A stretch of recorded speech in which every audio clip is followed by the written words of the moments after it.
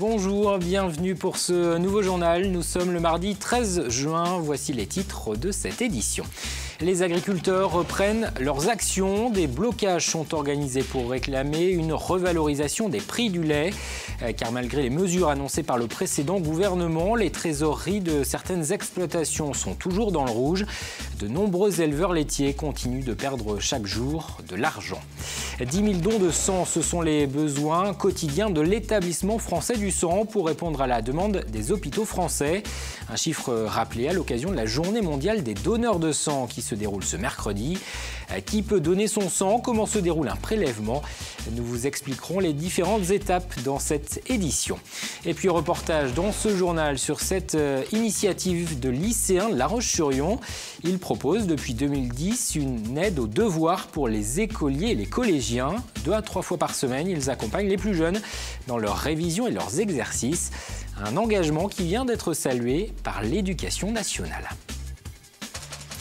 Les agriculteurs sont donc à nouveau mobilisés pour défendre leur profession. Depuis ce mardi, des opérations de blocage de coopératives sont menées dans le Grand Ouest de la France à l'appel de la Fédération nationale des producteurs de lait, la FNPL. Des actions qui pourraient durer plusieurs jours. Les éleveurs demandent une revalorisation des prix du lait. Ces derniers mois, l'État a mis en place des plans de soutien. Une loi encadre désormais les relations entre agriculteurs, industriels et grande distribution. Pourtant, pour certains éleveurs laitiers, la situation n'a pas évolué. Ils continuent de perdre chaque jour de l'argent car les prix du lait ne leur permettent toujours pas de faire face à leurs charges. Exemple sur une exploitation d'Aubigny-les-Clouseaux, Pierre Dalicieux. Cette agricultrice et son mari travaillent ensemble depuis une trentaine d'années. Les crises agricoles successives n'ont pas eu raison de leur passion pour l'élevage. Même si aujourd'hui, ces producteurs de lait ne se versent aucun salaire et arrivent à peine à payer les charges de leur exploitation. Nous, on arrive aujourd'hui à combler à peu près le paiement de toutes nos factures. Mais c'est de justesse avec des reports de paiement, avec des courts termes d'accompagnement. Sinon, on est comme tous les autres, on n'est pas dans des grands projets. Une situation qui malgré tout s'est améliorée. En 2016, ces producteurs ne percevaient que 275 € pour 1000 litres de lait vendus. Aujourd'hui, c'est 310 €, mais ça n'est toujours pas suffisant. Pour se verser un salaire correct, ces agriculteurs devraient pouvoir vendre entre 385 et 400 € les 1000 litres de lait vendus à leur coopérative et 350 € juste pour couvrir leurs frais d'exploitation. Aujourd'hui, cette agricultrice ne comprend pas, d'autant qu'en ce moment, le prix du beurre flambe auprès des consommateurs. Comme le disent aujourd'hui les boulangers, les pâtissiers, le prix du beurre augmente énormément. Mais par contre, quand on voit, nous, à la ferme, notre prix du lait, il n'est pas avec cette augmentation de prix. Nous, on n'en voit pas la couleur. Et ça, c'est pas normal. Donc aujourd'hui, le travail de produire du lait pour qu'il se vienne du beurre, il est exactement le même avant qu'après. Et la répercussion, on ne l'a pas. Pour ces agriculteurs, la grande distribution et les coopératives sont en train de tuer à petit feu la filière du lait. Malgré tout, cette éleveuse croit en l'avenir de l'agriculture. Aujourd'hui, elle soutient son fils qui souhaite s'installer ici, même si ça ne sera probablement pas en tant que producteur laitier.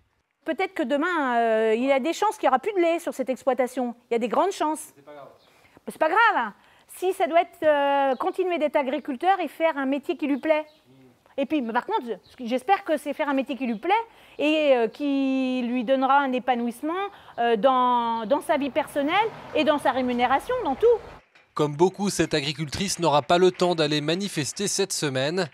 Elle soutient néanmoins le mouvement.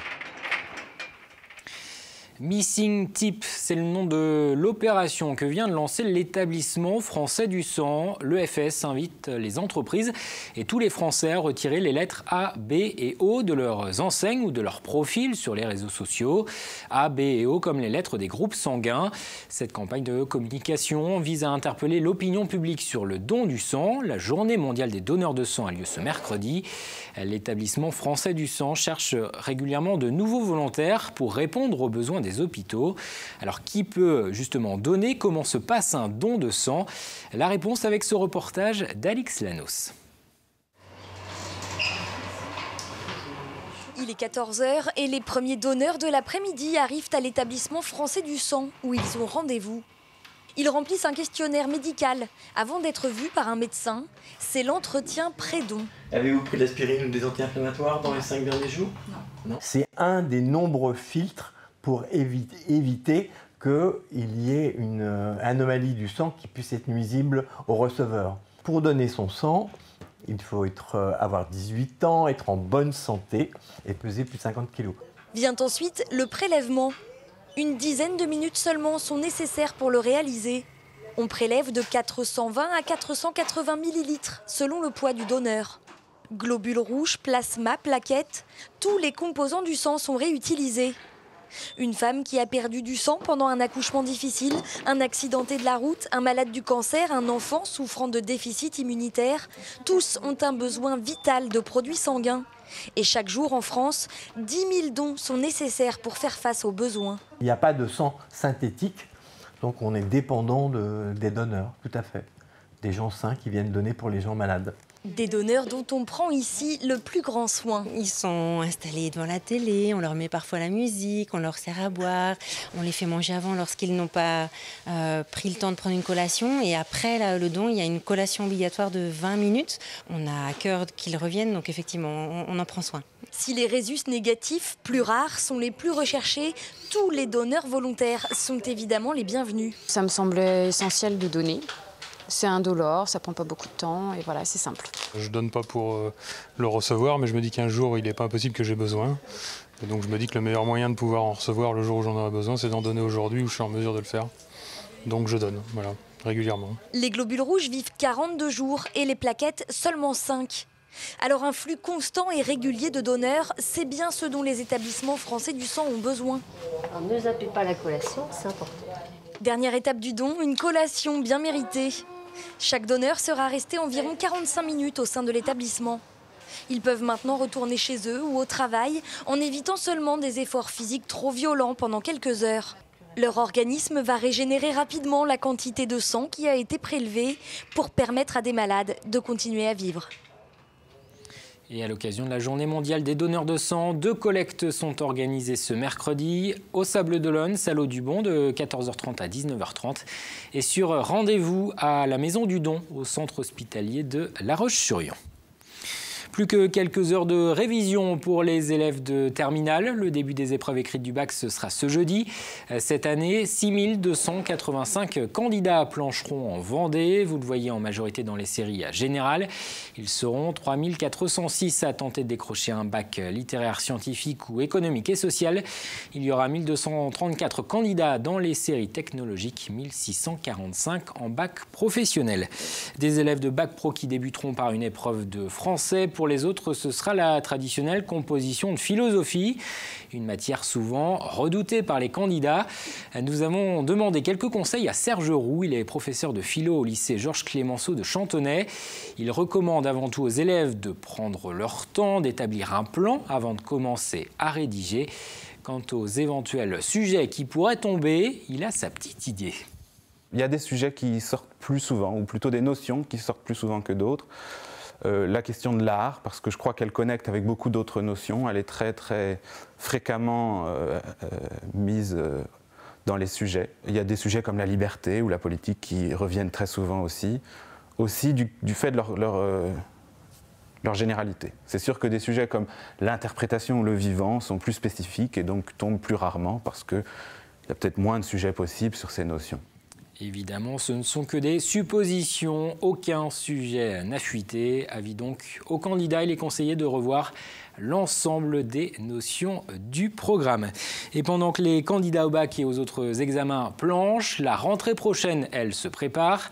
Le nouveau ministre de l'Éducation nationale, Jean-Michel Blanquer, a déjà avancé certaines propositions, notamment la mise en place du dispositif Devoirs faits. Il permettra aux élèves de faire leurs devoirs au sein des établissements avant de rentrer chez eux.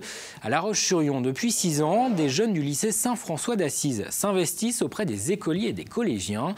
Ils proposent des séances d'aide aux devoirs plusieurs fois par semaine. Un engagement qui vient d'être salué par l'Éducation nationale. Les explications d'Apolline Laurent. La longueur, qu'est-ce que c'est la longueur? C'est ça. Yaël est une aide aux devoirs un peu particulière. Elle aussi est encore à l'école, mais en seconde au lycée Saint-François d'Assise. Avec une soixantaine d'autres camarades, elle participe 1 à 3 fois par semaine à ces temps d'aide aux devoirs avec des élèves d'école primaire. Un moment enrichissant, mais pas toujours évident. C'est un peu compliqué parce que bon, faire avec des élèves, c'est pas forcément facile. Nous, on est des lycéens, donc on n'a pas forcément eu une relation avec des élèves. Et puis même nous, vu qu'on est des lycéens, on est aussi des élèves. Donc c'est vrai que c'est bien aussi comme ça permet de faire un lien et de trouver des techniques qui sont peut-être plus faciles. J'ai revu des choses avec eux, oui. Les tables de multiplication, je les ai retravaillées plusieurs fois. Ce n'est pas pour recevoir moi, mais c'est que j'avais du temps, donc quitte à ne pas faire quelque chose, autant aider les autres pour faire leurs devoirs ou autre. Pendant 1 heure, elle passe par toutes les matières et aide les différents élèves en difficulté. Très vite, une relation de confiance et de partage se crée. J'aime bien parce que comme ça, j'ai moins de difficultés, on m'aide. Les aides me disent des solutions pour mes devoirs et du coup, c'est bien. Ces temps d'aide aux devoirs existent depuis 2010.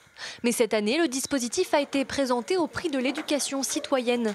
Il récompense l'engagement des jeunes mobilisés dans ce genre d'action au quotidien. Et il a remporté le premier prix en Vendée. C'est vrai qu'on est assez fiers et qu'on est content que les élèves, alors on leur a remis à chacun le petit diplôme pour qu'ils puissent conserver aussi trace de cet engagement.